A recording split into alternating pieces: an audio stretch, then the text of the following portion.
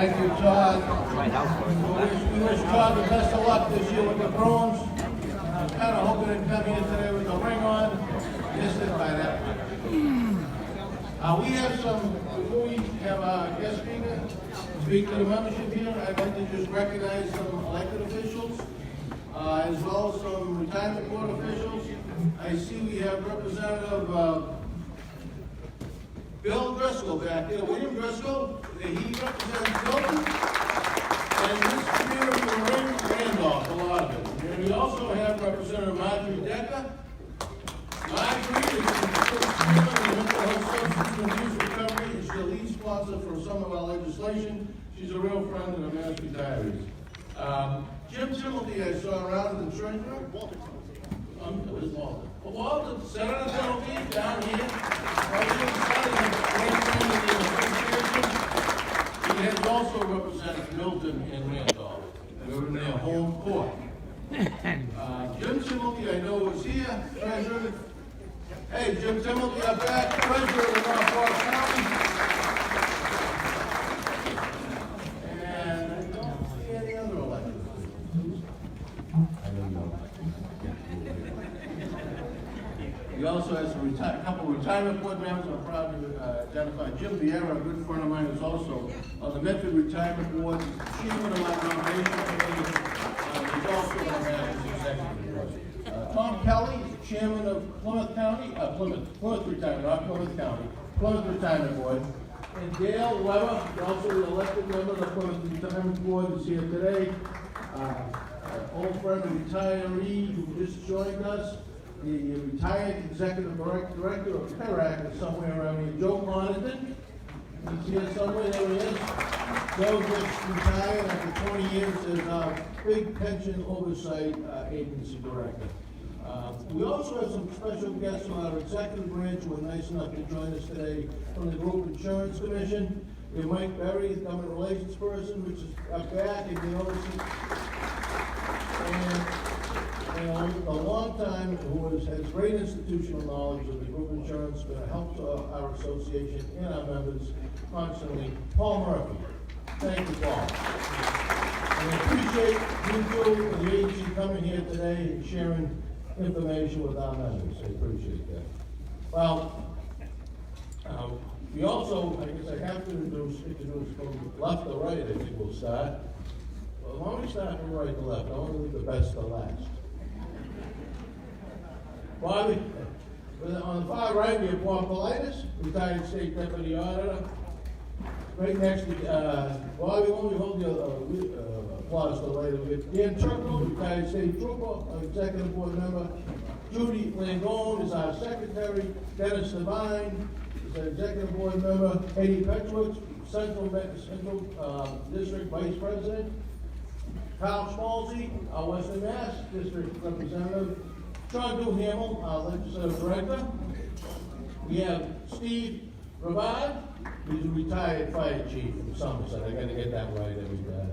Joe DeFranco, PD Fire Department. Paul Shanley, Treasurer's Office, and he's also our Prim Board elected member. Make sure our money's being taken care of. He works with the treasurer here in the Prim Board, and our own treasurer, Jerry Coughlin, and whom I missed. Can't forget, I'll never hear the end of it, Cheryl Stillman on our executive board. Thank you so much. Bill Weary is general counsel. He's running around, he's our chief cook and water washer. Oh, and of course, I left the best for last and I forgot. We also have a vice president at large, which a couple of you people know, president for a few years here, Mr. Ralph White.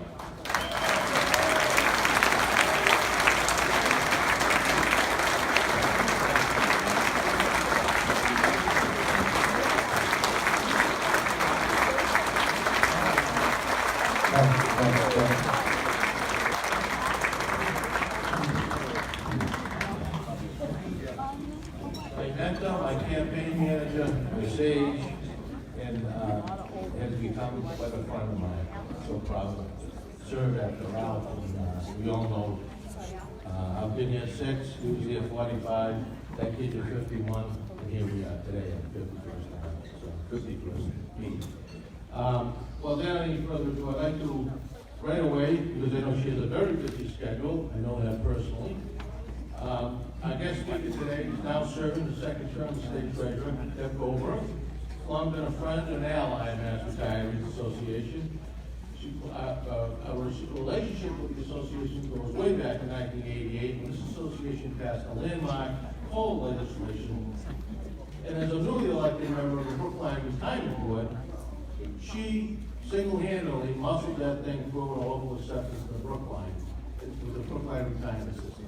The local COLA now stands and has stood for over 20 years now, and I'm proud to say that this association's law has enabled every retiree in the Commonwealth to get this COLA for the last 20 years, and we continue to enhance that COLA. Deb helped muscle this through, and I would think at the time she recognized what a catalyst it was for the rest of the 102 boards to adopt this law. As treasurer, Deb has made sure that COLA and standing up for retirees remain a top priority. Our office is now working with us to try to develop a different COLA strategy and a bill for all 102 retirement systems. We'll talk a little more about that later in the program. But Deb also chairs both the Perm Board, she's State Retirement Board, and on the Teachers Board. And as you're elected member of the State Board, I can vouch firsthand how hard Deb works on the State Retirement Board. It's a pleasure working with her, and I look forward to working with her, I hope, for the next 3 years. Without any further ado, our treasurer, State Treasurer.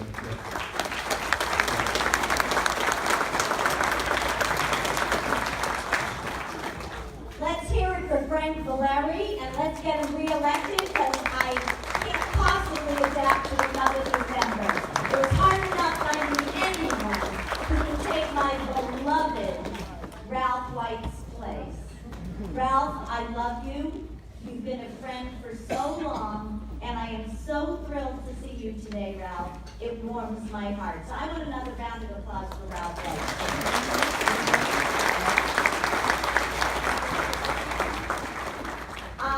Frank talked a little bit about the initial COLA. I didn't know about mass retirees. I didn't know about what was behind the legislation. All I knew about at that time was that people deserved a break. That a COLA to me was at a minimum what people should get.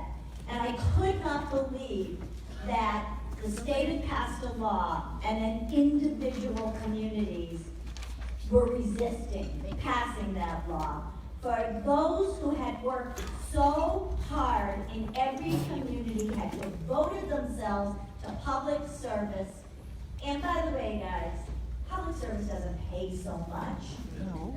So what is it you're supposed to live on? How are you supposed to pay for your medications, your rent, even your food? And I was stunned that in my Board of Selectmen, at my very first meeting, the Finance Committee and the Board of Selectmen were there arguing about whether or not they were going to pass a COLA. Well, I got in the local newspaper pretty quickly because one of the Finance Committee members said, well, we're not going to pass this because we have to send a message to the legislature that they can't tell us what to do. And I turned, I've learned since then to be a little bit more careful, But I turned and said, "You're pissing in the wind." True story. From that point on, standing behind me was Robbie Ward, who was a firefighter, Chet Riley, who was a firefighter. These are all folks who served on retirement boards, who have actually retired themselves, and they went, "We got a live one." And you know what? When Frank says we muscled it through, they didn't pass it in the first GD town meeting. I had to work all summer, worked with people in the legislature. We called for a special town meeting in September. I was the only speaker, and we got it through unanimously. And so that was how I cut my teeth. But it was because of my values, and it was because of the way my parents and my grandparents brought me up. We were the family that were originally at Stop and Shop, and we were about our families. And it broke our hearts to see our families having to go out on strike, and I was on the picket line with all of those UFCW workers, and we prevailed. And so, this is just who I am. It's about people. It's about taking care of people. And that's why I'm so excited to be working with Congressman Richie Neal and all the retirement people across the country and treasurers all over the country. I'm the president of the Democratic treasurers, but I'm also the incoming president of all the national treasurers.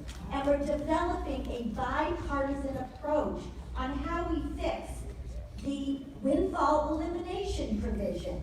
I mean, really, guys? Again, we're fighting over such small amounts of money that are so important to retirees.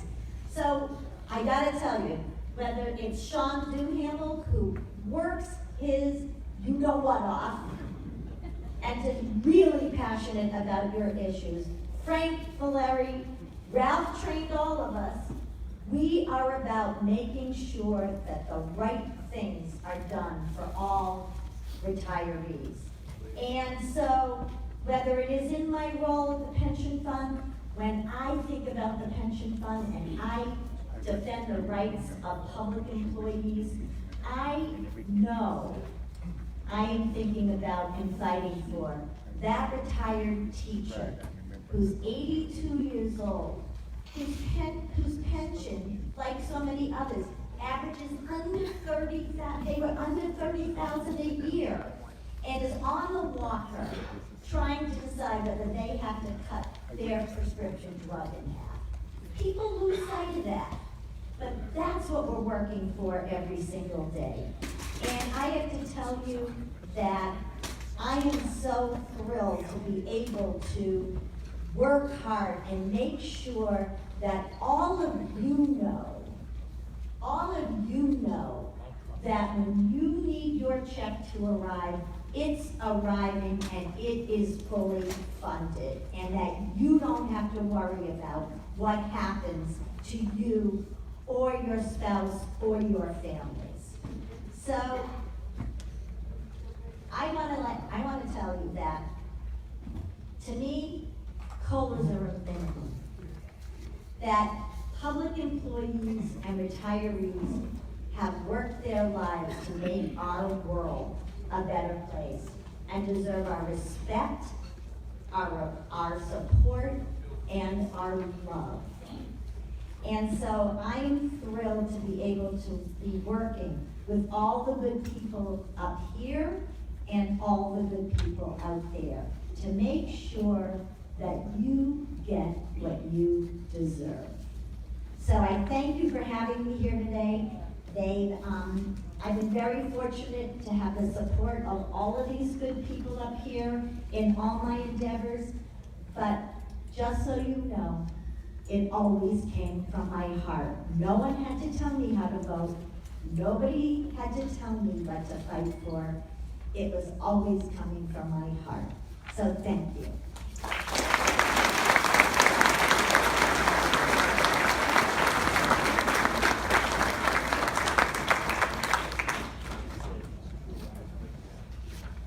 Thank you, Treasurer Goldberg. And don't forget, we have all of this support. So, But before we move forward on the agenda, I know these ballots have been passed out, the blue ballot, in each state, we'll be taking that up a little bit later. Before we, obtain the ballot, the election of officers and executive board members, I'd first like to draw your attention to your folder on the right there behind the agenda. We have three bylaw changes that came about involving sometime last year, involving me. Before I go any further, I just missed, Senator Brady has joined us from Brockton, and I bring that up because Senator Brady is the chairman of the Public Service Committee, and is a true friend of all of us. And I'll tell you, we're very glad with the Commission on Public Service. And also, I think I missed Bob Rolanti, who's also elected member of the Barnstable Retirement Board. He's here somewhere. Bob Rolanti, he might have been here. One of the drunk the storm going home. So what I was trying to begin talking about is that, oh geez, I almost forgot, I didn't recognize my wife Karen. Right next to Senator Brady, that's how I picked it up. Oh my goodness. And she has been walking around like a wonderful by getting my signatures, as the treasurer alluded to. I'm up for re-election this October, you'll be getting your ballots. So my sign-up sheets, Cheryl Still and my wife have been going up, and I'm trying to get all the state retirees. So any state retirees, you see my wife with a clipboard, please, I ask you for your signature for nomination. Thank you. Back to business. We have before you in your packet, I started telling you, right behind the agenda, is a summary of the bylaw changes that we are proposing. It started last year, and we had a lot of conversations before we brought it to the executive board for approval. Bylaws under our charter can only be changed with the executive board approval, and then you the members at the annual meeting. So that's the process we're facing today. There are 3 amendments. I can briefly go over them, but I'd like to have a vote on each and every one of the amendments that are up today. So this will be the final ratification of what the executive board has this past June unanimously approved. So I ask you for your support on these items. The first amendment creates a new associate or a subscriber. Remember, our old bylaws always had, we could have associate members, we're finally doing that. We're putting in what they call subscribers. They're gonna be active employees who are eligible for retirement. We are gonna ask them if they would like, if they're interested, if they're looking at retirement, they could be a subscriber for $25 a year. It will expand our membership, it will make our association stronger, it will help a lot of people who we interact with a lot of calls and a lot of exposure on our internet, on our webpage, with active members who are asking questions and are interested in retirement.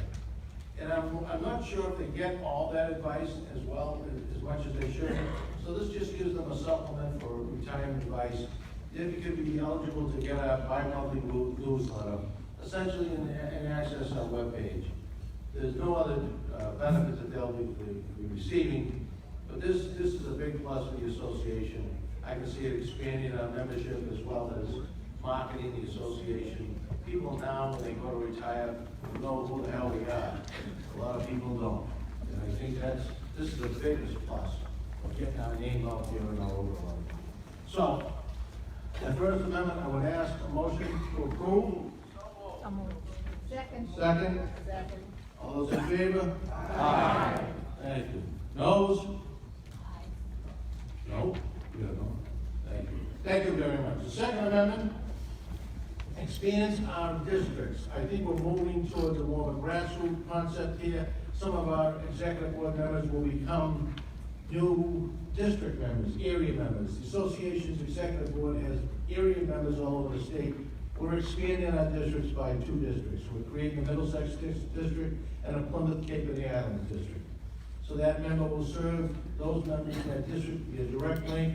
My job is going to transform into being more of a grassroots representative, trying to get out and meet people, put a face to the association, and that's what we're doing with the second amendment. Simply adding 2 districts, in 2 area districts created by our bylaws. So Middlesex and Plymouth Cape and the Islands.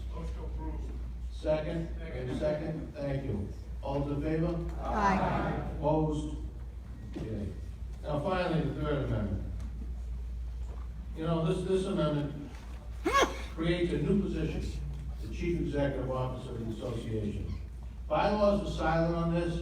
I could have just done this, but I felt it was too much of a change in the organizational structure of this association. The president has always been the chief executive officer, PR guy, everything.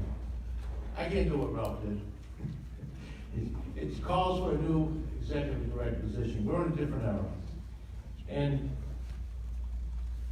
the importance of this, I brought it to the executive board.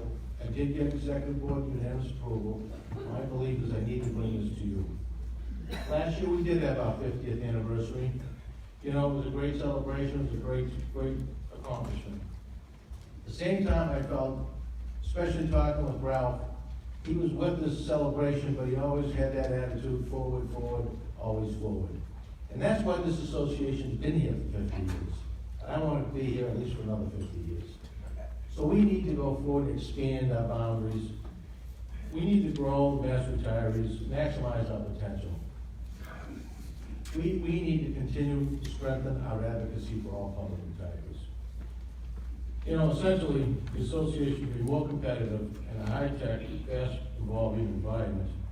There's definitely a need to make a structural change in this organization, a need to have a full-time professional chief executive for day-to-day operations of the association, all its businesses, and most importantly, successfully expand and advance the mission of the association. Again, the mission is to advocate, inform, and help public retirees.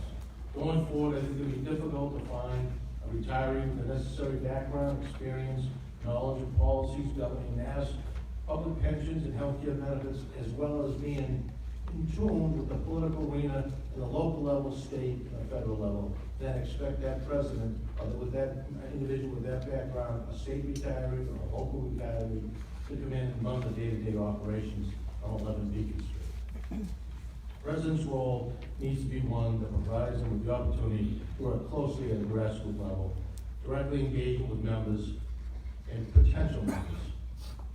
And I welcome that challenge.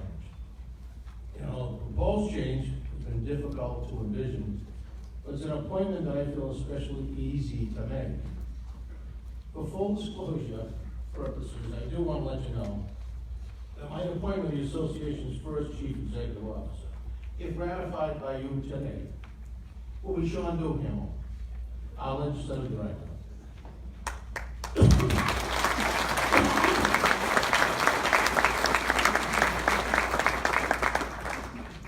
You know, it's easy enough because the appointment was unanimously ratified by the executive board.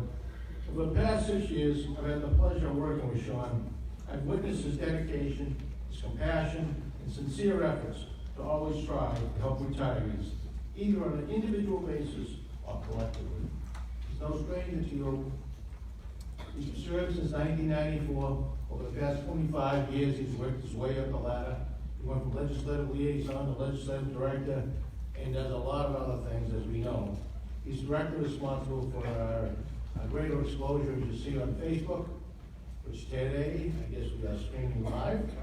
And I'll tell you, throughout his 25 years, I can vouch for the fact that he's recognized at Beacon Hill and the executive branch as an expert in healthcare policy.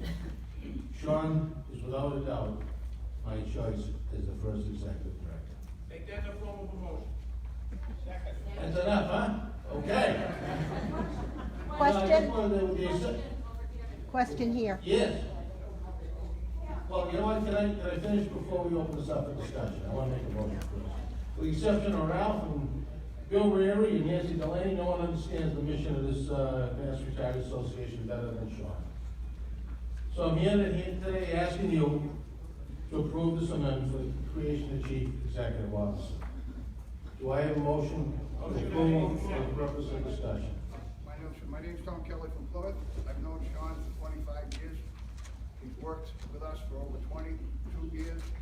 There isn't anybody that's more attuned to what goes on in the State House, and that's what we really need at this time. And it's great to see the treasurer here and their friends, because we have an environment. I've been involved in it with my compadre in crime, Mr. Weber, for over 30 years, healthcare, retirement. Sean's been incredible. I'll call him on the phone, I need this, need that, need a mailing to 1,500 people. Boom, goes out within days. That's the kind of stuff we need in this day and age, for the nuts and bolts to protect what we have. Because we're getting attacked everywhere. And you talk about unfunded liability. I'm well created. Nobody in this room did. We all did our job, paid our money. And we need to educate and have people at that level that can educate our representatives. I'm picking on you. But a lot of them don't really understand how we got from 1935 to now. And I'm glad to nominate it. Privilege. The motion to approve, I'll accept, Tony. Yes. Motion to approve in a second? Second. Yes, any discussion? Yes.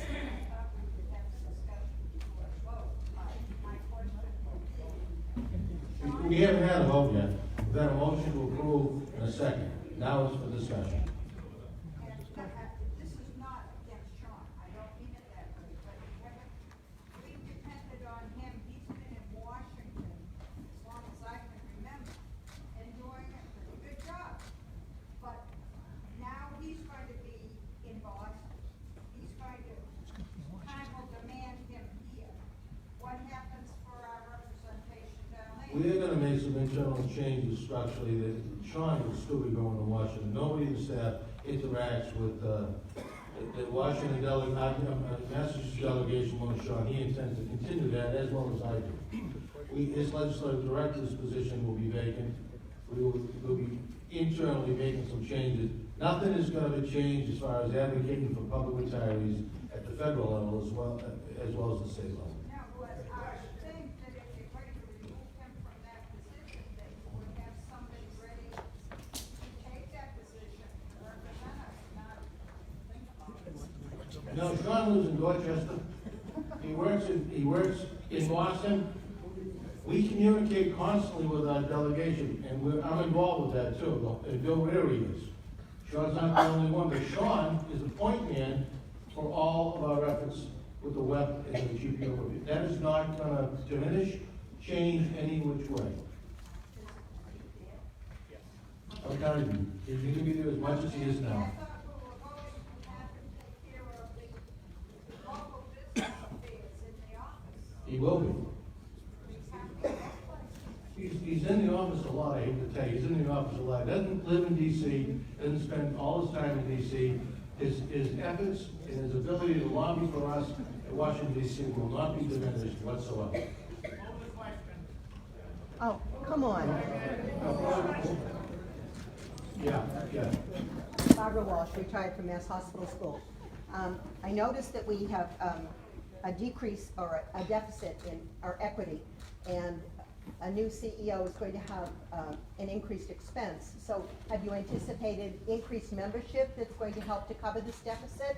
We are increasing membership, not only because of the vote we just took for the associate membership. And we anticipate that we'll have enough to properly pay Sean so that he can execute this job in the Correct. manner that we expect. You know, the budgetary matters will be moved around, my salary will be reduced, there'll be some changes there. This should not have any significant effect on our finances. We had a tough year on renewals this year with a short deficit based on our budget, but we'll deal with that later. Thank you. You're welcome. On the motion. Next motion is to, yes, sir. So what is the financial aspect? I heard you say something about the budget. So how is this gonna impact us financially?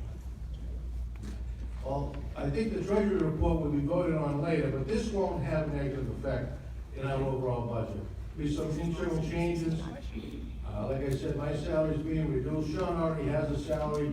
It's gonna be adjusted. Roles are just gonna change a little bit. My goal is to be out, be more of a face of the association, not be driving into Boston 5 days a week as an administrator of the office. Okay. Sean's gonna pick that up. That's a major change in the whole idea. So I have a motion. Any further discussion? I have a motion to approve the amendment creating an executive director, chief executive officer, CEO, There's a second. All those in favor? Opposed? No, we get one no. Okay. Motion is passed. Thank you very much. Congratulations, Sean Doolin. And Sean, come up and speak a couple minutes.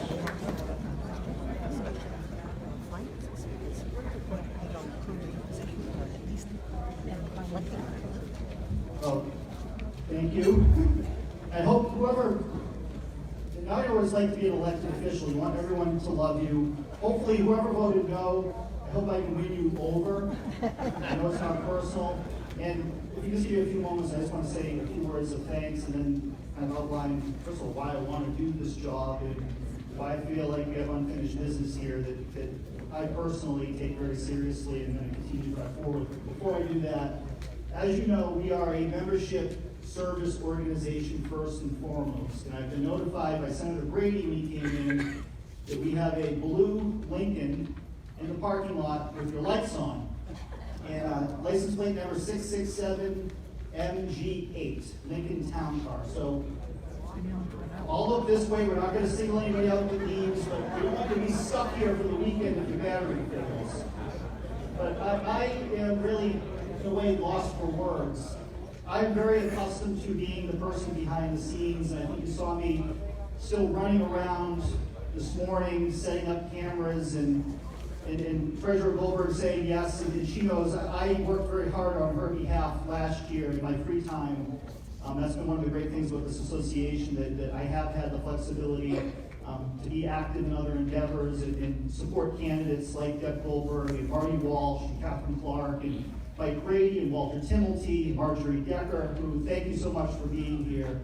And I know my role is evolving a little bit. Before I get too far lost down this road, I first want to thank Frank Valeri and our executive board and our staff for having the support and the faith in me to nominate me for this position. Thank you for ratifying this. The last couple of months, since our executive board voted on this in late June, kind of living under a cloud, so to speak, because it wasn't final until we came here today. And I've always been taught you never take anything for granted. So from the bottom of my heart, thank you. This is a privilege of a lifetime. I am incredibly humbled by this, very, very excited by this. We have a lot of work to do and to move forward with things. And I want to single two people out in the crowd who means a lot to me to have them here. First is Treasurer Goldberg. When we invited her to this meeting today, I suggested to Frank that we invite Deb. I knew this would be on the agenda. It was very important to me because of my relationship with Deb going back over 20 years to have her here, along with Representative Marjorie Decker from Cambridge, who has been my close personal friend for Marjorie 25 years. We were both staff members in the State House many moons ago and have stayed close friends and worked together and have been colleagues and collaborators on the agenda moving forward. But what's most important to me is that we all share the same values. As Deb laid out in her speech, I know that Marjorie completely agrees with this. We value hard work, we value honesty, we value character, we value public service more than anything. And I am very fortunate to have grown up in a household where those values were articulated, supported. I'm very thankful for my parents, Hank and Claudette Duhamel, for being here today. It means the world to me. I'm getting a little choked up, not in my nature. Thank you. But my brother and I are very lucky to have had two parents that were supportive of us. Public service, knowing what was going on in the news, discussing current events. You know, the NBC Nightly News would be on every night while we were eating dinner, and we'd talk about it and have debates over it. And we grew up in a household that we were taught that you could become anything that your heart desired if you put the work in and you were honest about it and you had a little bit of luck along the way. And I feel right now like the luckiest person in the world, so again, thank you. I also want to thank my wife, Nicole, who I know if you're watching, we're on Facebook, so maybe you might be watching live. She wanted to be here today. She just started a new job herself. She's the budget manager for Children's Hospital now. She started just a few weeks ago in July, so couldn't ask her to take the time off, but I wouldn't be able to do what I do and have all this time to dedicate to you and to helping folks like Marjorie and Deb get elected it wasn't for the support I have at home from Nicole, so thank you for that. But most importantly, I want to convey to you why, when Frank and Ralph and Bill approached me about this idea of transforming our leadership team and having a CEO. And at the heart of it, it really goes back to Ralph White. Ralph has been my mentor, my biggest mentor in life. And as much as I believe wholeheartedly that you become the sum of all of your experiences. You become the sum of the folks that you surround yourself with and that you're fortunate enough to work with, whether they be elected officials, rank and file members, friends, family, etc. It leads to who you become. And no person in my life has had a greater professional impact on me than Ralph White. I started out as an intern in the State House. That turned itself into a legislative assistant position. And then in 1994, Ralph was looking for a legislative liaison and approached Peter Foreman, who, Peter, thank you for giving me my start, but brought me on the staff. And I didn't know anything about public retirement. Didn't know anything about healthcare policy, didn't know anything about pensions, didn't know what unfunded liability was. And I was honest about that when I sat down with Ralph. I said, "Are you sure I'm the right fit for this? I'm not an expert on any of these things." And his response to me was, "Well, you can become one, and we'll teach you. But you have the skill set that you know politics, you know the State House, you know the players, you know how the system works. And I can't teach you that. You have those instincts that just come naturally to some folks. I'm fortunate for that. But I can teach you the rest," and he has. And for 25 years, he has been, right there, for the first 19 of them as my boss. And then we transitioned over to Frank 6 years ago. But Ralph is still in the office 3 or 4 days a week. He's there for his sage advice and his expertise on these issues. And I can't thank him enough for giving me this opportunity and for the support and just guidance that he's been there for over the years. But what led me to want to do this job and continue to work with you and for you is I want to continue what Ralph began. I want to continue working with Frank and our board and our staff to make sure, as Frank said, this association needs to outlive all of us.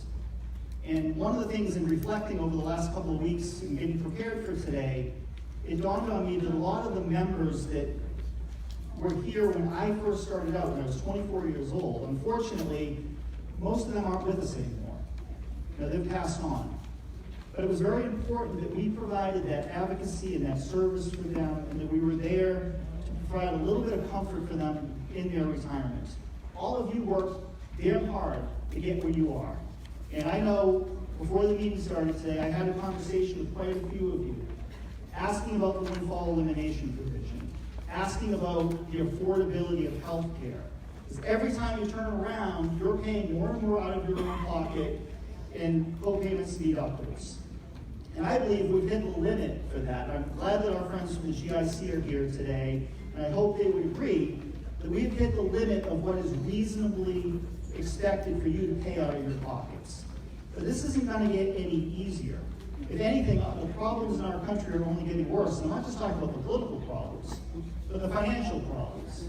But we have a whole bunch of unattended issues and expenses that have been kicked down the road for generations. And as they say, the chickens are finally coming home to roost. And unfortunately, the programs that you depend upon, your health insurance, your pension, web reform, you have a target on your backs. And we're fortunate right now to have folks like Deb Goldberg and Marjorie Decker, Walter Timilty, and Mike Brady, who are there that make you a priority. And that's the difference. We invited these folks here today not just because they say that they're with you, but because they demonstrate that they're with you because of their actions. That is the only criteria that we have in terms of the politicians and the candidates for public office that we support. They have to be with you, and not just in their words, but with their actions. That's what matters most. So when looking forward, I want to help lead this association, working with our team, to make sure that when the day comes when I move on to something else, and whomever takes my position, that this association is strong, not just in terms of our membership, but in terms of our finances. It's very important.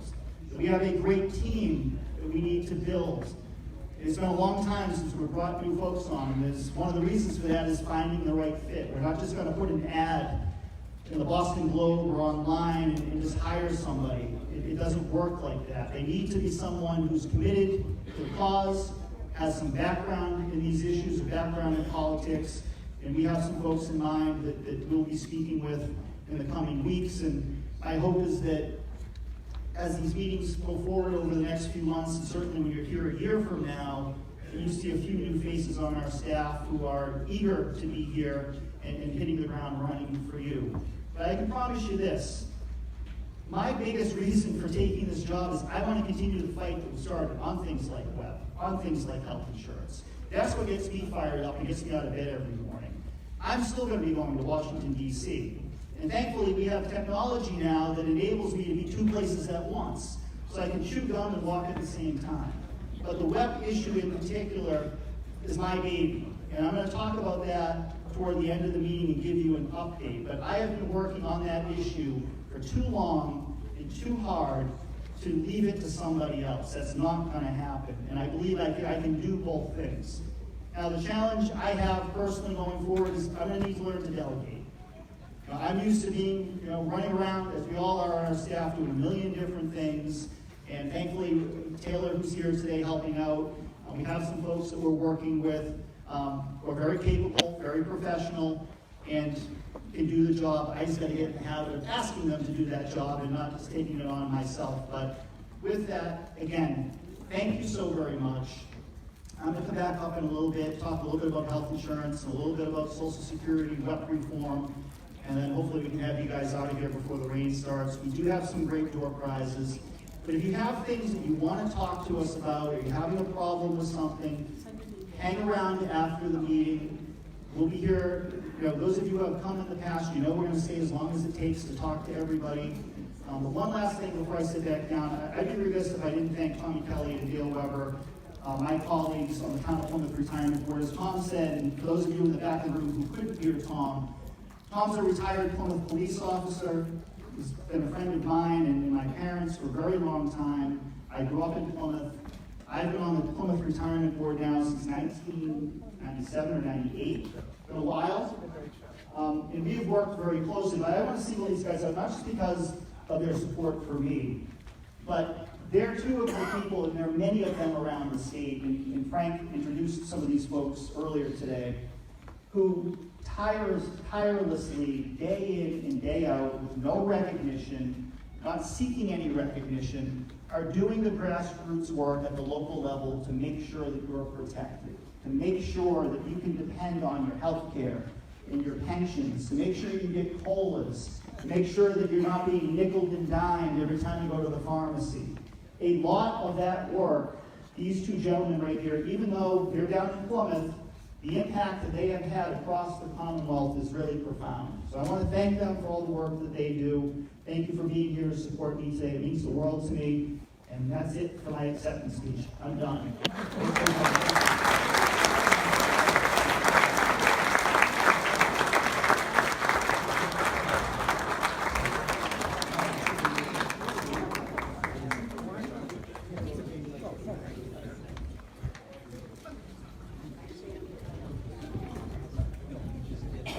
John, thank you.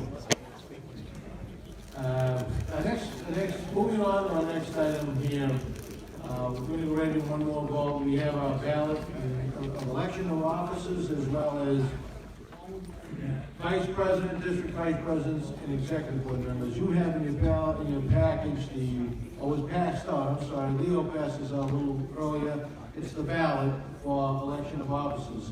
At this time, I'd like to call out Jim Guerrero, who's the chairman of the nomination committee, and our election officer, to take the vote on the election of officers. Jim's also the head of the retirement board. Thank you. And don't get it confused with the beige sheet. That's just a straw poll. We're going to do a little later for some fun, okay? It's the blue one we're talking about. Thank you. Thank you for your attention to this ballot and handed out. Candidates listed were nominated by your election committee. I open the floor for Further nominations? Do I have any additional nominations? Move to close nomination. Move to close Do nomination. I have any additional nominations? I have a motion to close nominations. Do I have a second? Second, any discussion? All in favor? Aye. I need a motion to have the secretary cast one ballot for those candidates nominated. Do I have a motion? Motion second. Discussion? All in favor? Aye. Opposed? Thank you very much. I thank you, and I thank the members of the election committee, Mr. Dan Ranieri and Barbara Ligorio. Thank you.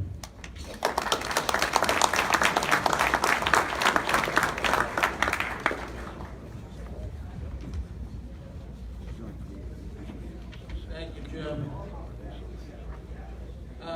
One other thing I should pull this up.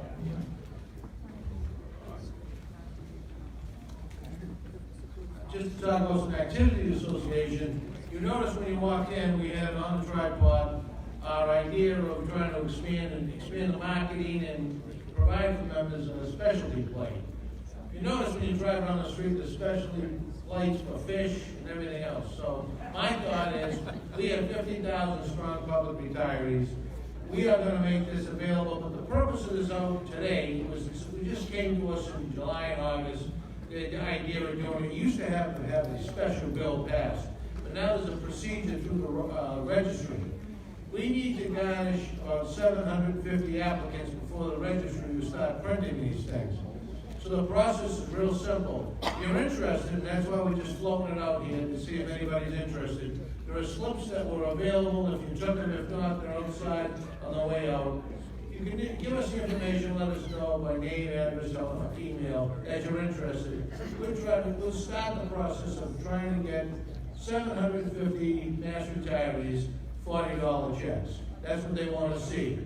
Once we do that, it'll be several months before the plate is actually processed for the actual distribution to members. So that's what this plate was all about when you walked in. Don't feel like you're signing up for it, but if you have an interest in it, and you want to be contacted by us, fill out the slip, it will get you involved. We're going to throw this out there in the next newsletter, try to gather some support. We'll take it from there, but it is a process. There won't be, in other words, you won't be putting it on your card for several months, 6 to 8 months, well. So this is the beginning of the steps. It's a specialty plate, and this is the protocol one. This may or may not be accepted by the registry, but I think that the people who designed this for us actually designed the Bruins plate, and so I think it's pretty much in line with their specs. Frank? Sorry, here you go. Now, it will cost, like any other specialty plate, it'll be $50 for, $40 for the plate, and $50 for the registration, so it's a total of $90. It is a 2-year registration like all other registrations, so. That's what the vanity plate is the same. You get the vanity plate for the registry, you people know you're paying $90, so. Good. Yes, question? Those of us who just recently have to get new plates, before, when this is passed, will we be able to get a plate without going through the whole same cost? You know, another 90? No, it would be, I would suggest you wait till the registration expires on the current plate. When you're gonna renew, then you would, if you're interested in doing it at that point in time, every 2 years you can sign up. All right, so we'll have to wait the whole. I would wait, I wouldn't spend, because they'll hit you again with another $90. So I think, if you have one, you wanna wait for it, it'll take some time. You're gonna pay the renewal anyway, so if you're interested, that's the best time to do it. Just the thought we're putting out there, trying to, yes. Well, here's the, I should have explained that. The registry is a process. We have 750 plates printed by them. Once you get $40 checks for 750 people. But if you're gonna have we've discussed this, we're not sure we're gonna do it. If we're gonna have an auction for 001 through 0099, if you're interested in a low number plate, which I should have mentioned, they would print 850 plates, okay? And so those would be carved out for the auction. And we haven't got to that point yet, but that's another source of revenue. By the way, the money all goes into a trust, the advocacy and education of all us public retirees. So, you know, it's set aside for specific purpose. That's, you know, being a charitable organization, that's how the flow of money would go. So it's an enhancement of revenue, but it's also, for me, what I see is great marketing, because you'll see it all over the roads. Well, it's kind of an exposure to the association that we normally don't get. Okay? You know, there's one thing I'm negligent. On the ballot we just adopted, with everything going on, I neglected to mention there's one new member who I'd like to welcome on the ballot as our executive board member. And that's Ann Wass, retired teacher from Hanover. She's on the ballot. Welcome in. She's not only the former president of the NTA, she currently serves on the Teachers Retirement Board. She brings a lot to the table for us, and looking forward to working with you. Thank you for being here, Ann, too.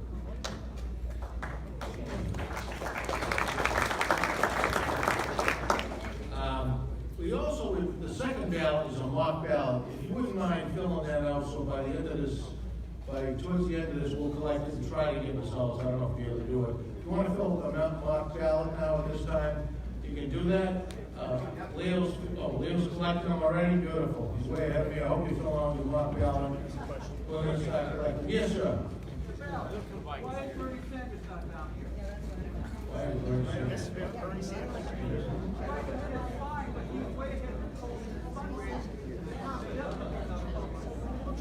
You know, you're correct. You're absolutely correct. I apologize for that. This was a last minute thing. We decided to do it last minute. But we have a spot there for others. So please, Bernie Sanders supporters, please write in Bernie Sanders. If you like. Okay, there is a spot there for others. I apologize. I just said that. Put in Bernie Sanders for others. I apologize, sir. That's a point well taken. I apologize. Okay? Now, to finish up on our issues, I'd just like to briefly bring up the date of what we're doing up on Beacon Hill, Bill's file on your behalf. What I'd like to talk about quickly are the three bills that we've been working diligently on. Those bills that have moved pretty far from the last two sessions. We're trying to push them across the goal line, so to speak. The first one is the state basic light bill, which I've had a meeting with the Ways and Means Chairman. We expect it to be reported out of the Public Service Committee soon. Hopefully we'll get it to Ways and Means and we can start getting the ball rolling. The last newsletter, you noticed, we published a survey we did on this issue, which was a tremendous amount of support by state retirees looking to post that up and pay the additional premium. Because even with the additional premium plus, we're still below fair market rate that many of us can't access at this point in time in life. So that's a priority, one of our priorities. The other one, I think, Representative Mark Cusack, who's up the street, usually here, and must have had a conflict. Mark's the lead sponsor on the $1,200 bill, which allows post-retirees to work during post-retirement era from $960 to $1,200. That got all the way to the governor's desk last year. Unfortunately, the veto. We are working on the governor's office to get a better understanding of what we're trying to do, and hopefully deflect another veto this year. One thing that I mentioned when introducing Deb is the COLA bill. The COLA bill is always a priority to us. We've actually looked at restructuring it. We've got a draft proposal geared towards helping older retirees who we have seen study after study saying that the volatility in poverty increases drastically over the age of 80. So we are, because of the schedules now, and the unfunded liability, many of you board members see and understand, very difficult at the state level to move the largest funding schedule, which is now close to $3 billion, I think, a year.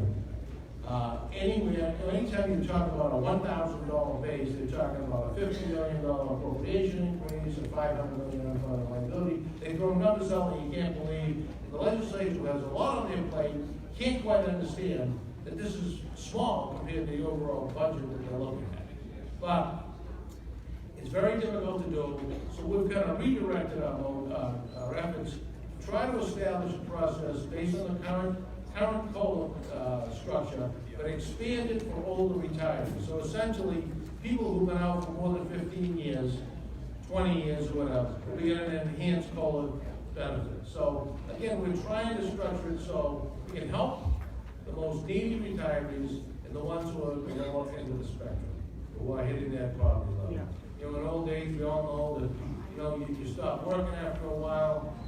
Unfortunately, there's a loss of spouse and household income. There's a lot of financial factors you run into as you get older. That has been a significant component in many of these studies that have come out and showed that people at an age, at reaching the age of 80, are seriously affected by the inflationary factors that they face in life. So that's the three priorities that I would like to speak to. I know it's running late, we have a lot of stuff going. Everybody have a mock ballot to pass in, please see Leo there. I want to move this along. I'd like to have quickly, General Counsel Bill Berry bring you an update on the health insurance and local health insurance. Bill Berry, General Counsel, Chief Cook and Bar Washer. He's the editor of The Voice. He's my right now. Thank you.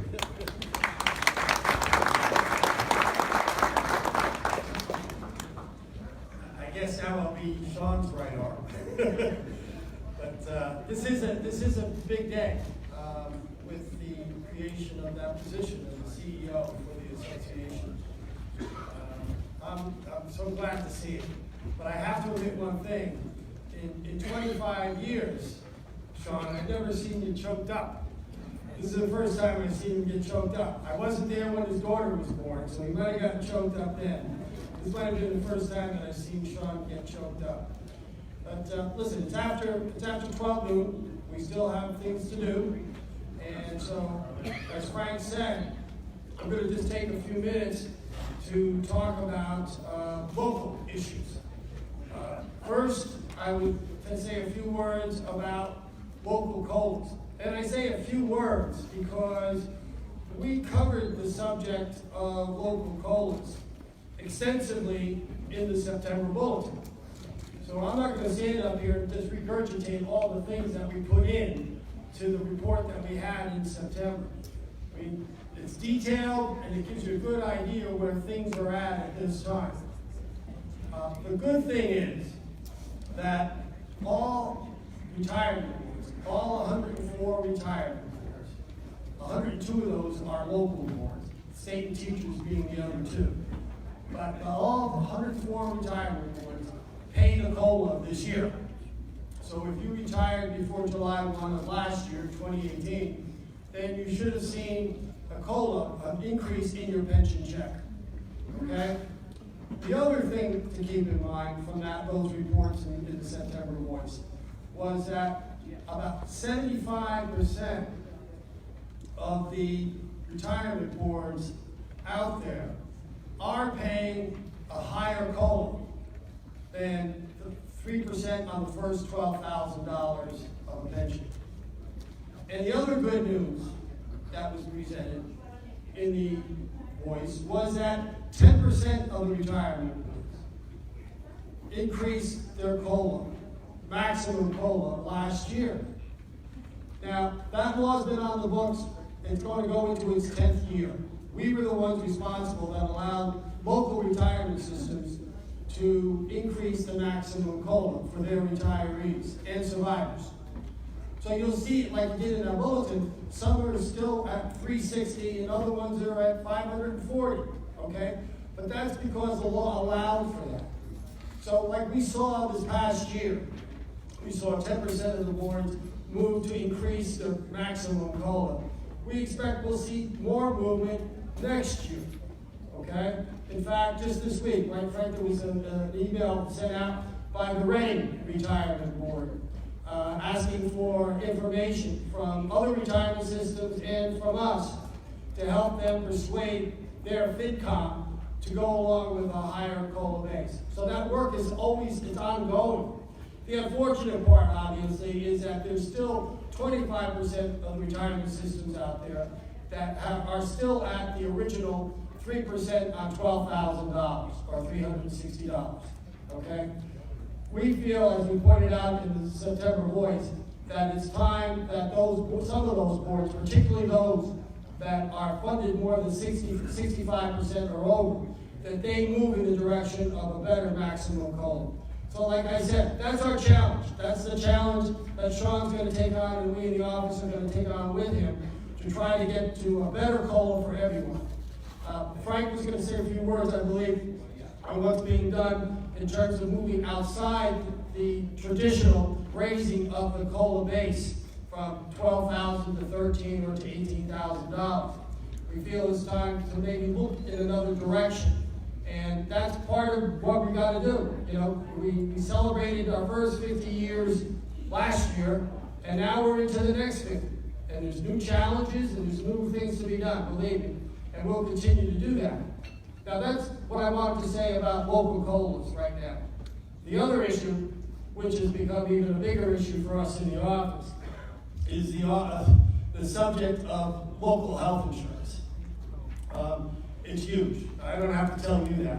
I mean, you're the ones that have to pay those co-pays and deductibles, you gotta pay the monthly premium.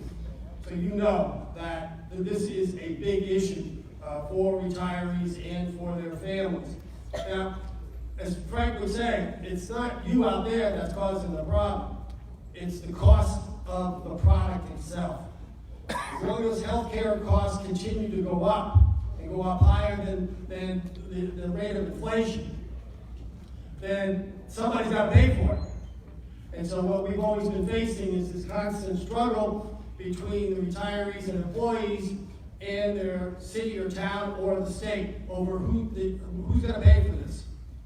And let's face it, we've seen through raises in co-pays and deductibles and other out-of-pockets that they're shifting costs over to the retirees and their families. We got to stop that. And we do things in you'll see in our legislative package that was part of the packet with you today, for you today, that we are trying to address this, stemming the tide in terms of increases in the out-of-pockets and co-pays. But beyond that, you've also seen in our bulletin that how do you address these healthcare costs? I mean, what do you do about the product? How can you change that? Okay? And it's interesting, you know, there's positive approaches to that and what we would think productive approaches to that. And then there's negative approaches to that and approaches that essentially are harmful to retirees and their families. And I think, I hate to keep pointing to that September bulletin, but it so turns out that in our September bulletin, we have examples of both. We talk in our bulletin about the Blue Cross Blue Shield program called QAC, Quality Alternative Contracts, or actually AQC, Alternative Quality Contracts. I'm not going to spell it all out, it's in there in the bulletin. But my point is, it's something that the Blue Cross and Blue Shield sat down with us and talked to us about way back, about 10 years ago. And said, listen, we got this model that we're going to test out. And we want to see how it works. And what they're doing is they're paying out for services in a different way. They're not paying per service. They're doing what we would call performance payments, in other words, global payments. And if someone's giving quality service at a good price, then they're ahead of the game. And if you're not, then you're going to be losing money and you'll be out of business. Okay? So that's what Blue Cross Blue Shield's been doing for the last 10 years. And we did, as I said, we do have an article about that in our most recent bulletin. But, you know, with the good, I guess there's always some bad. And as we did in that bulletin, we pointed to another approach that we think is terrible. It was an article that I hope caught many of your attention out there. It called, we had bad medicine. It was in red. And the idea is that because that cities and towns are looking for ways to save money, they're being approached by different groups and organizations and corporations, in this case Willis Towers Watson, who are proposing that for Medicare retirees, that instead of their being part of a group plan and paying a premium into that group plan with all the other retirees and their families, that instead they would set up a voucher program and give the retiree, individual retiree, a certain amount of money, and then give them, as they would think, a plethora of plans to choose from. And then you can pick and choose what plan you want. But it may so happen that the best plan, or the plan that you currently have, will be one that's more than the money they're handing to you. So you'll have to make up the difference. So again, we as we indicated in the September voice, that's a bad idea. It's a terrible idea. And we really hope that we can nip that in the bud before it ever gets off the floor. But then, there are other things that we've talked to with our members about. There's that program to take non-Medicare retirees who are 65 and to place them under Medicare, enroll them in Medicare. And again, Blue Cross Blue Shield sat down with us probably over 2 years ago, and they pitched the idea to us. What do you think? And we gave them our concerns. And they went back and they fine-tuned what they were going to do. And they did institute that. And they've done it in Ware, Ludlow, and now it's in Chelmsford, it's in Pittsfield. And it's spreading. Because what it does is it saves money, but the retirees who are over 65 that weren't eligible for Medicare are then placed into Medicare with the other Medicare retirees and have the supplement coverage of their city or town. It's worked, and it's saved money. Believe it or not, it does save money.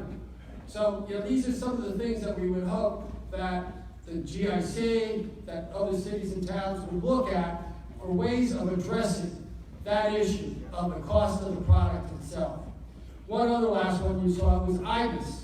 That was a program we talked about in our July bulletin. And it's really to prevent people from having to go to nursing homes and rehab centers. Because it provides home care, it's a home care program using a computer program with a monitor that enables a person who needs some help at home to get that help without having to go to a facility to get it.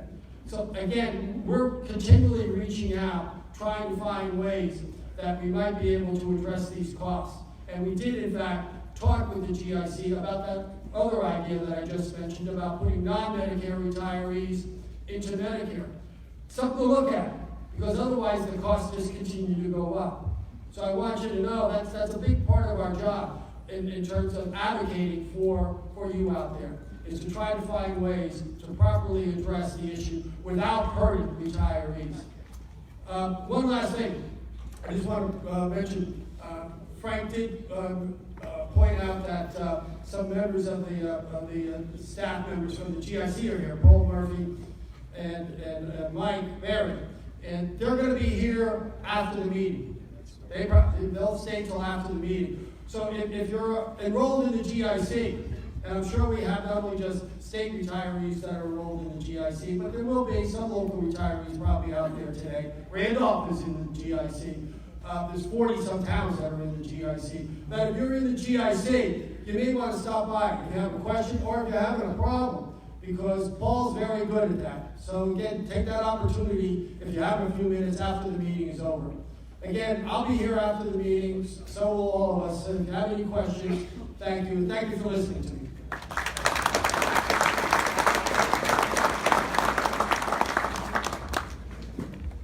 Thank you, Billy. Moving this right along. We also have, again, I mentioned I am the candidate for re-election. My wife has a clipboard. Can I have a show of hands how many state retirees we have that haven't signed my sheet? Oh, it hasn't signed my sheet. You got most of them, I think, yeah? Well, anyway, she has a clipboard out there. If you haven't signed, I appreciate you signing the sheet. And also, Cheryl Stillman has pointed up here. After the meeting, if you don't mind, come up here. We have papers, nomination papers available. The next speaker, no need to introduce, the new executive Chief Executive Officer, CEO. I gotta get that title right. Chief Executive Officer, Sean Dewey, is going to bring us some news on the well. Thank you.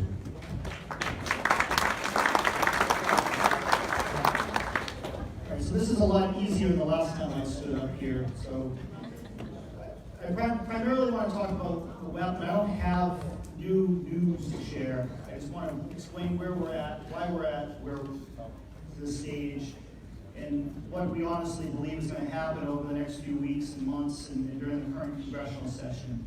But before I do that, just let me spend a couple of minutes on healthcare.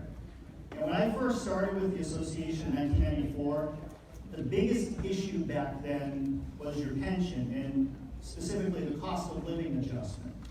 That was the bread and butter of our association. Day in and day out, that's what we fought for. And that's not to say that that's not still the case. It's still very important, and as we have indicated today, and hopefully you've read your newsletter. Speaking of the newsletter, if I can just get off track just for one moment. I hope that you appreciate or understand or realize that maybe a lot of people don't, the amount of time and effort and work we put into the newsletter that we send you 6 times a year. I think what a lot of people don't realize, and Frank will attest to this when he first joined with us, is he didn't realize that we do all of that in our office. The only thing that takes place outside of our office is the actual printing of it, and then when it's mailed out to you. Everything else, we do it in shop. We have a graphic designer, Jeff Jordan from Chameleon DG, comes in once a week, every Thursday. He spends the entire day working with Nancy Delaney and Bill Reary, who really spearhead the production of the newsletter, making sure that every little detail is right, making sure that it's crisp and it's going to be informative. But all of the writing that goes into that newsletter, you're looking at the folks who do it. We don't farm any of that out to anyone else. We write everything ourselves. We don't sell any advertising whatsoever to the newsletter. And I don't believe we ever will. I don't believe in that. I think it cheapens it. There are other ways for us to bring revenue into this association, like hopefully the license plate. That we don't need to start selling advertising in our newsletter that somehow creates a conflict with our main objectives. So I just wanted to give you a little bit of background because it's really a labor of love, and I hope that you appreciate it. I hope you like it. And if there are some things that you'd like to see us cover or spend more time on or less time on, send us an email, call. Our telephone numbers are on your membership card. Every single one of you has my cell phone number on your card. So, if something comes up that you need to reach us and it's after hours, call us. If you get a letter in the mail on a Saturday, from the retirement system or the insurance company, and you're concerned about it, give one of us a call.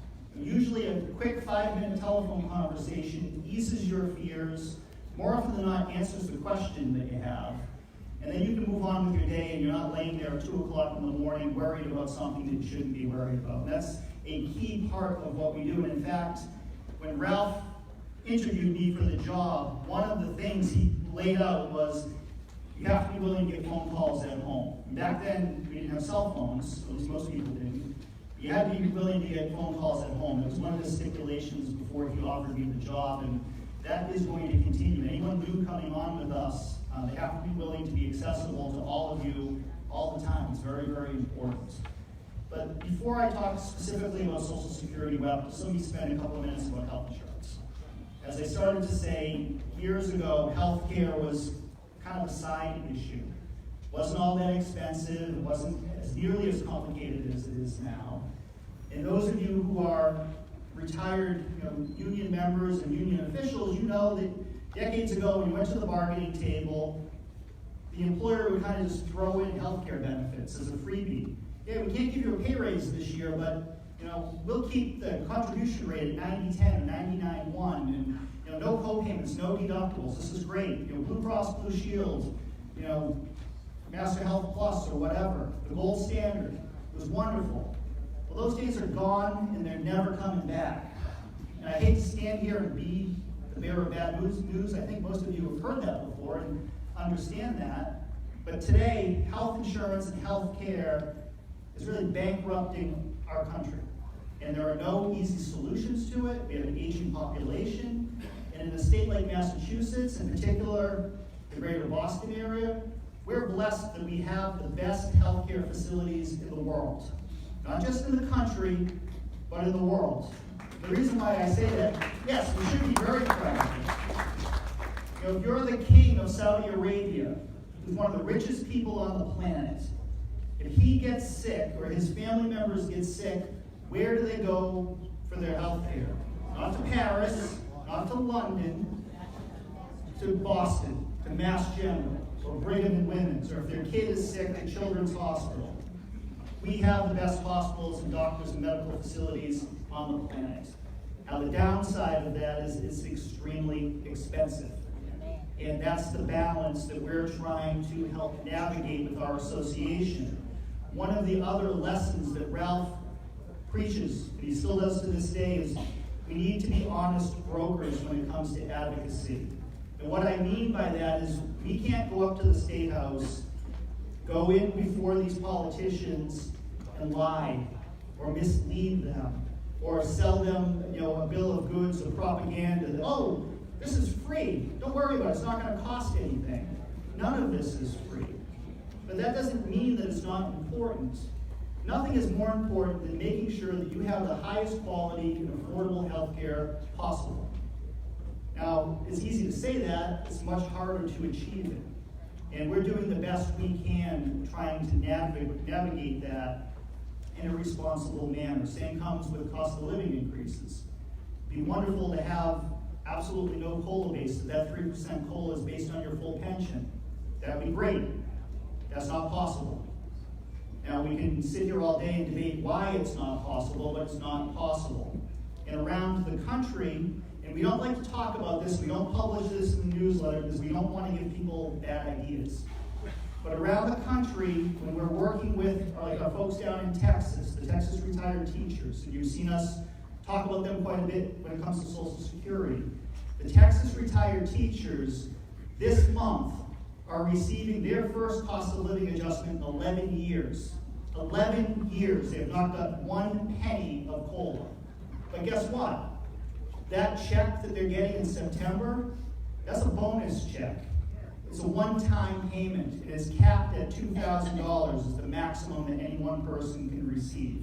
And it does not become a permanent part of their pension. So they get that check in September of 2019. God knows when the next one's going to come. And their health insurance premiums in Texas are 3 times what you're paying. So think about that for a minute.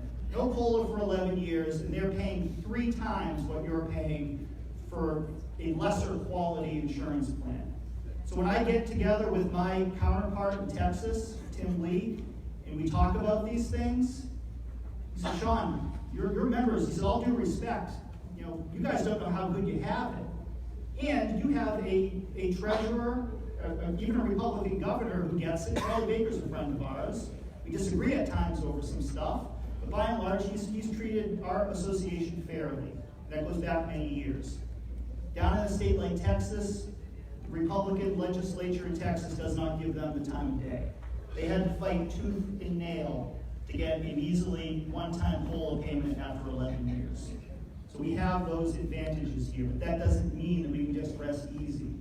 As Bill pointed out, just recently, and there's an article in the newsletter about this, that we were approached a few months ago by a company called WTW. They happen to be the healthcare consultant for the GIC, but another division of their company came to us and said, we have this great idea that will help your Medicare retirees save money on their health insurance. That they can transfer their Medicare supplement plan over to something called a Medicare exchange. And this will lower their costs and give them greater choice because they can choose from a couple of dozen different plans. Now, we're willing to sit down and talk to anybody. We need ideas. We just can't bury our heads in the sand and just keep saying no. We need innovative ideas. We keep encouraging the GIC to come up with some new ideas. So we're willing to listen. We actually met with these folks twice.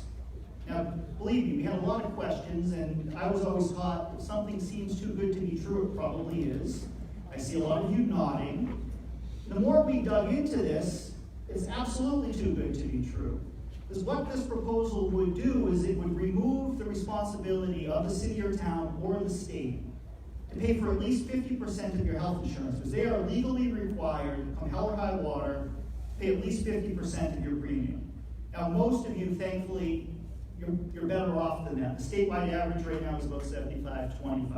So we're doing better than 50-50.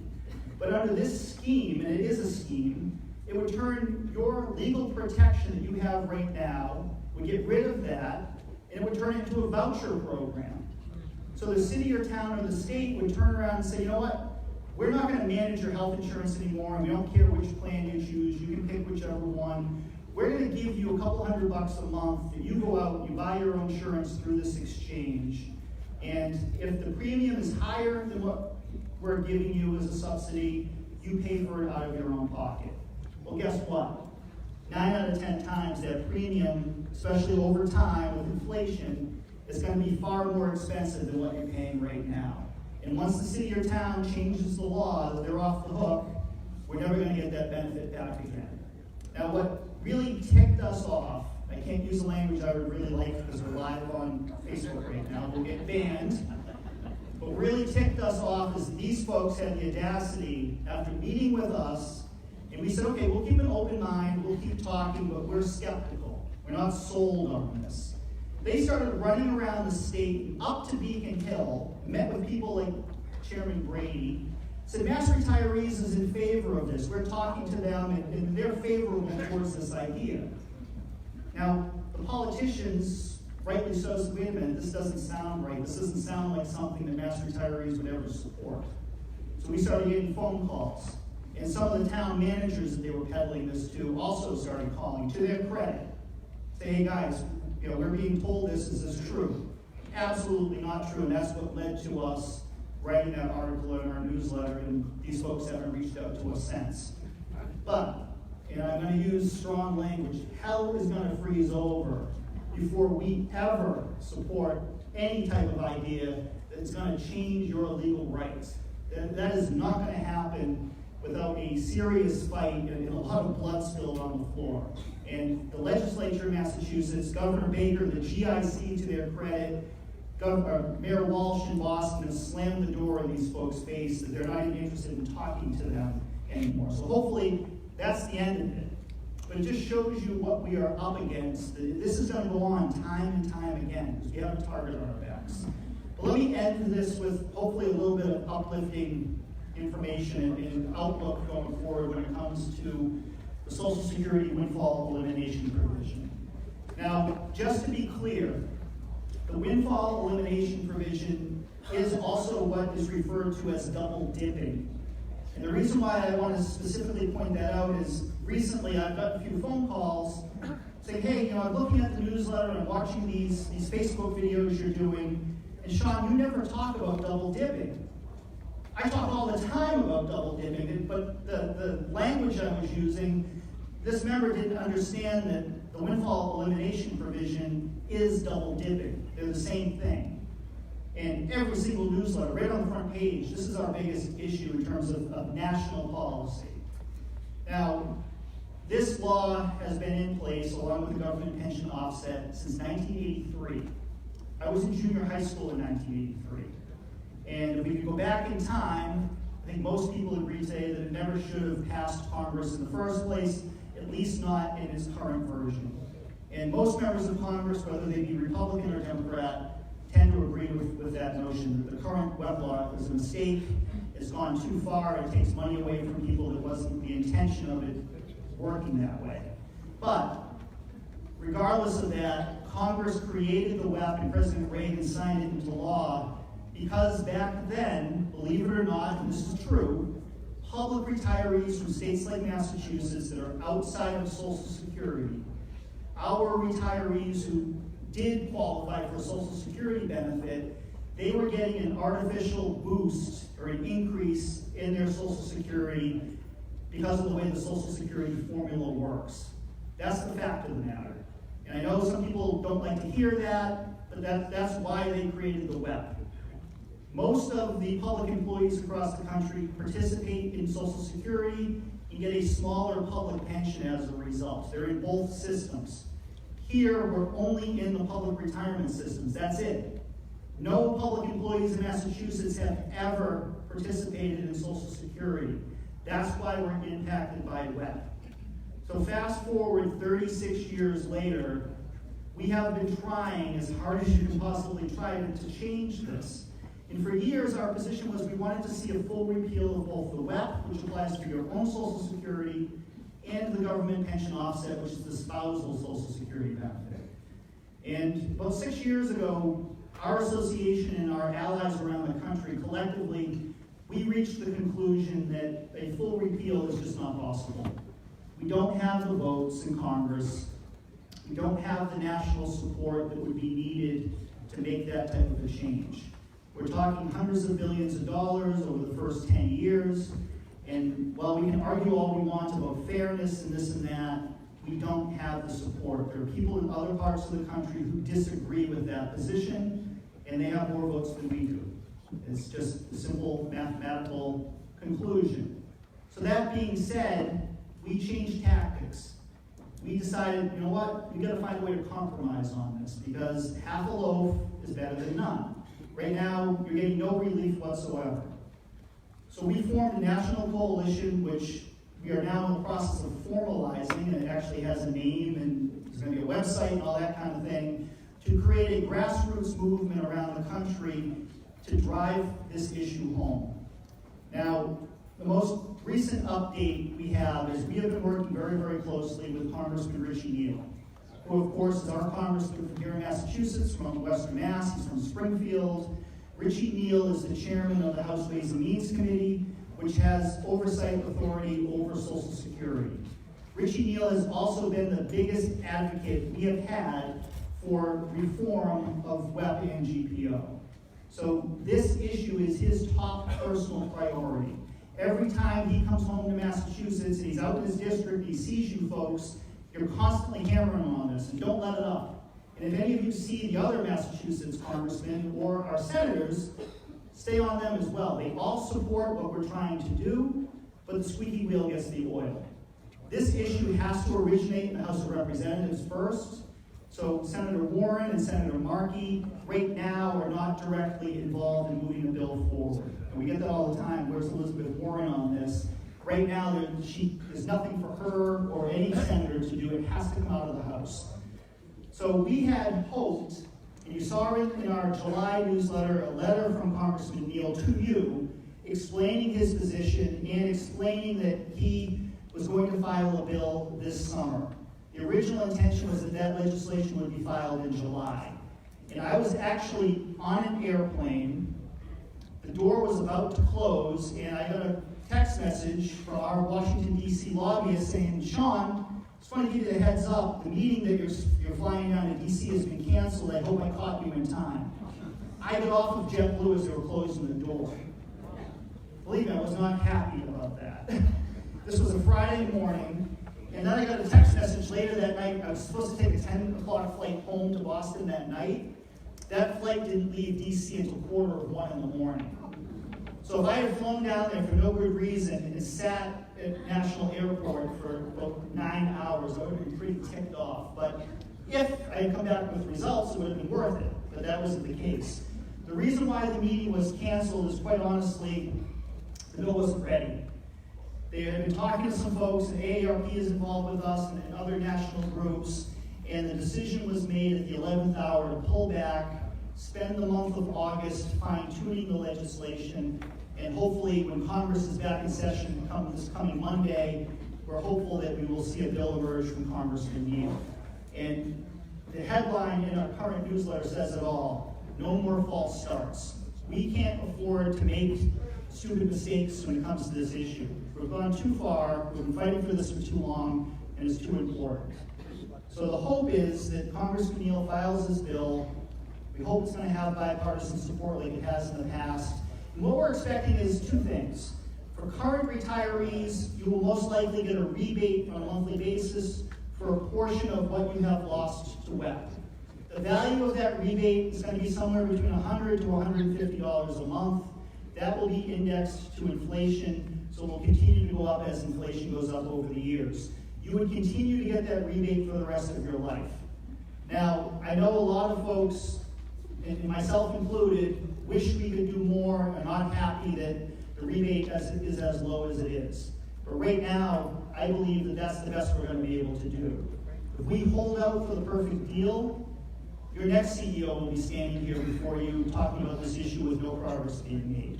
We need to compromise. We need to get money in your pockets while we can, and then work to improve upon it from there. Now, the second part of this legislation affects future retirees. As I said before, the WEP law is flawed. Everybody understands that. So it needs to be fixed for the future. Otherwise, we're just gonna continue to have this problem. And I wish that new formula could be applied to everybody, but it's just not financially possible. We don't have the support for that. So for someone in the future, and we don't have the details of how this is gonna work or exactly when it's going to begin, but there will be a new Social Security formula in the future that applies to everybody, public and private sector retirees, that more accurately calculates the time you paid into Social Security versus another system. So my hope is we can get a bill filed sometime this month. We can get it through the House of Representatives. We believe we have the votes in the House to get this done. And then the big wild card is going to be what's happening in the U.S. Senate. And we're not sitting back waiting for other people to act. We are working very hard, building a national coalition. We have research going on right now, for instance, to identify retiree organizations in all 50 states who can be helpful.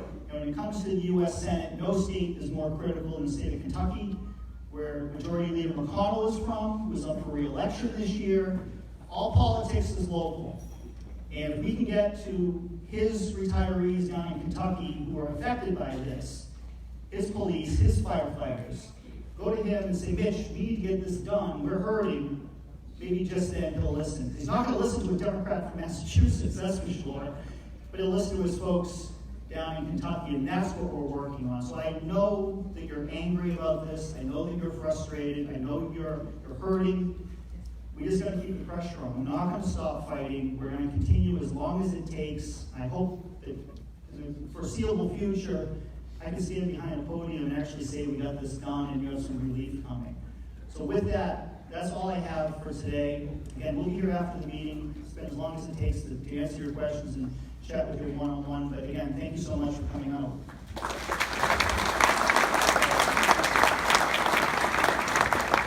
Thank you. We have 6 minutes to 1 o'clock, so let's move this along. We have 2 items we have to vote on in your packet, one of which is last year's 2018 annual meeting minutes. I'll take a motion to approve 2018 annual minutes. Second, all those in favor? The next item for vote to be taken is the treasurer's report. You can see that's in the back of the report. The first you agree. I'll take a motion to approve the treasurer's report. Provided by Treasurer Coughlin. Second. Second. All those in favor? Done. Beautiful. Before we go any further, I'd be remiss to not recognize Trish Igo, our Executive Secretary down here. We call the office. 95% of the time we probably get Trish on the other end. She's now doing the minutes in the meeting. What else do we have here? Now, we have time now quickly for question and answers on any of these issues or topics in the meeting. Yes, sir.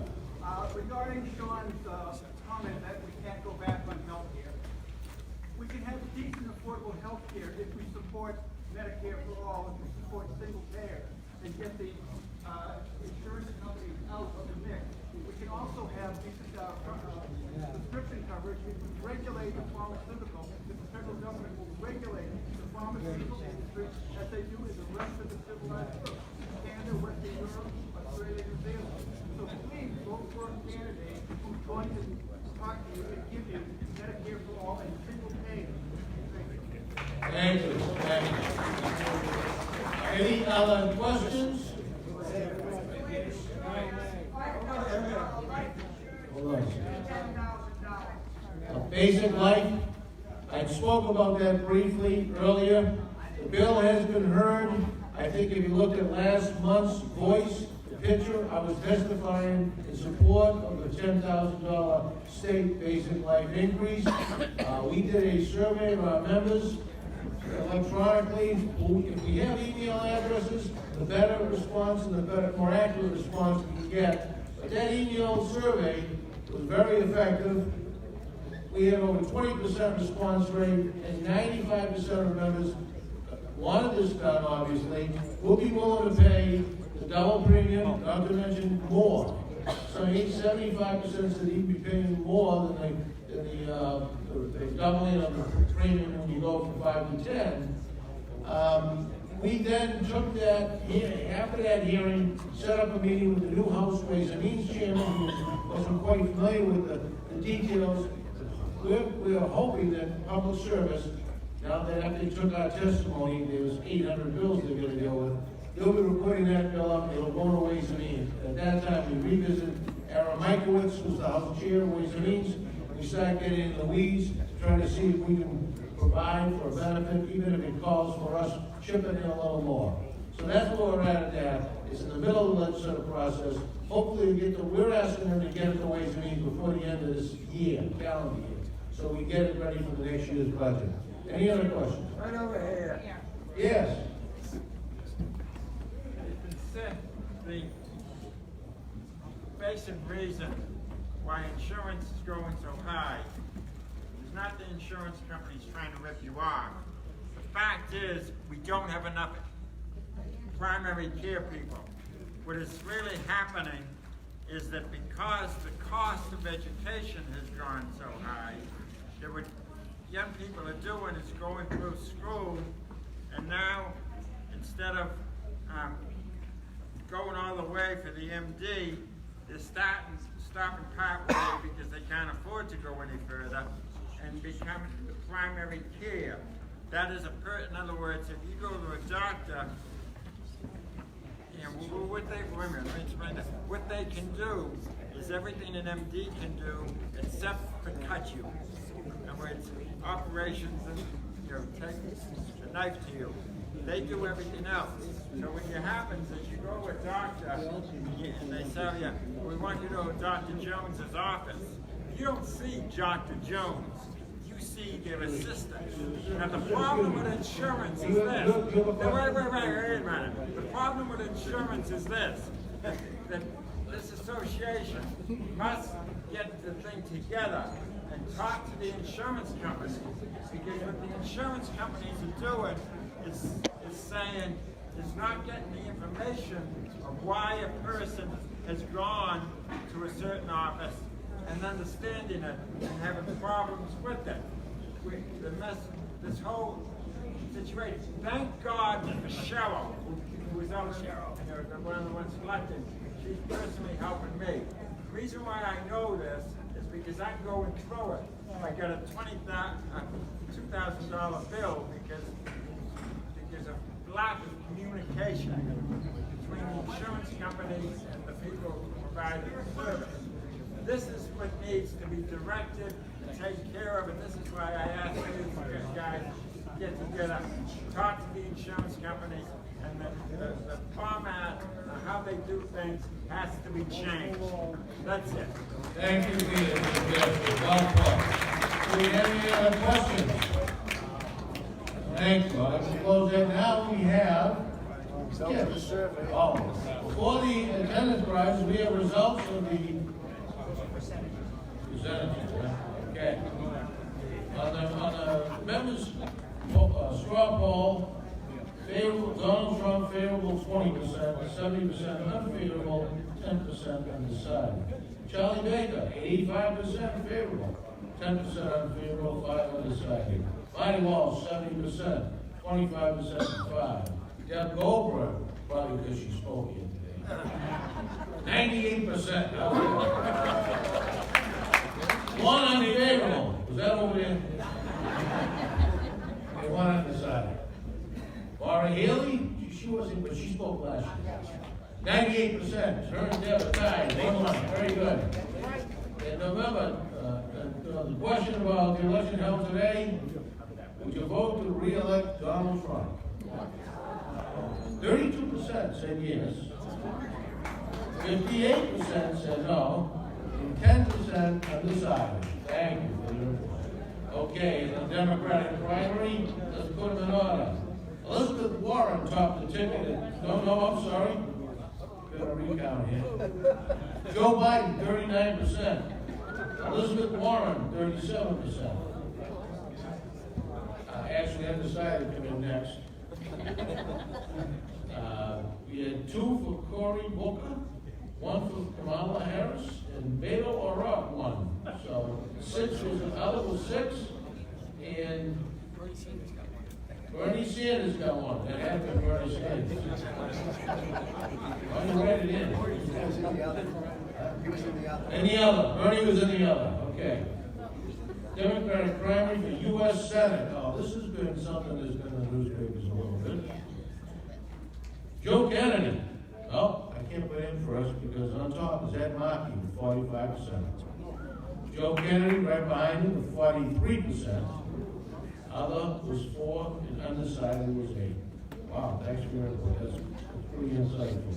I appreciate that. All right, what do we have for attendance prizes before we? Cash and socks, gonna hang with the socks. Cash and socks, which is always interesting. Some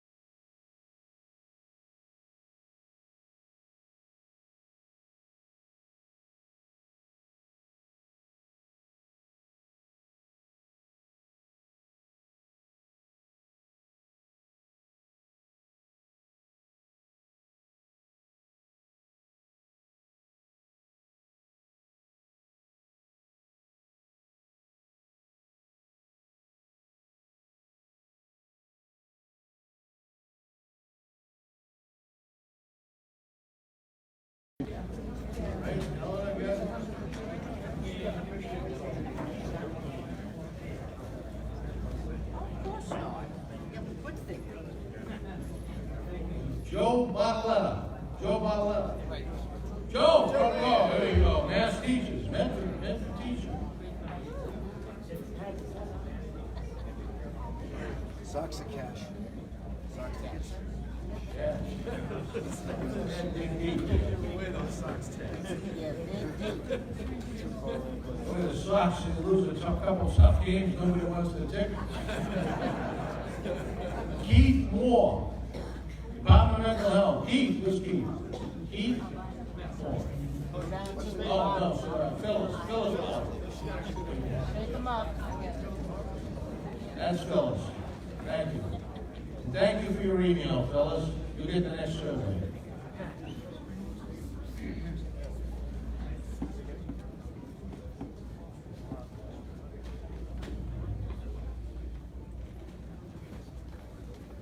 Is it Jose Marino or Marino? Public Health? Jose, I think we'll say Marino.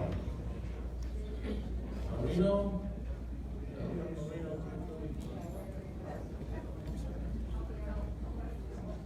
Yeah. One time Jose's gone, it looks like. Jose Marino not in the building. Tom Hessen, Mass Highway. Tom Hessen? There you go, Tom. You got his email on him. Jose's email. Sent him an email, tell him he should have stayed. Yeah. You would've got the new car. Good guy. Shake them up there. Oh, Ed Murray, Everett Public Schools. Ed, there you go. I think he was a former principal. You were a principal, right? That's it. You been to the casino?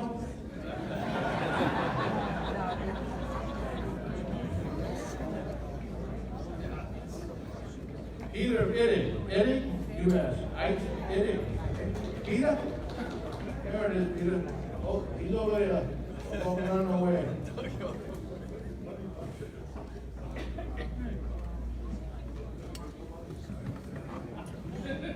All the left the slide. He don't want the slide tickets. They only lost a couple. Give him a break, will you? Tickets are worth more than the money. There won't be any playoff games.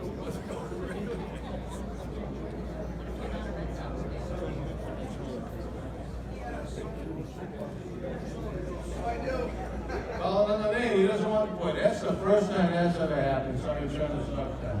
The Sox tickets are worth more than cash. Reggie, is that Benison? Reggie Middlesex, Superior Court? Oh, Peggy. Oh, she wasn't close. Peggy. Middlesex Superior Court. You know, thank you for your input. Last one. Last one. Don't tell them he sucks because then they'll just leave. They will raise their hands. I know. Ed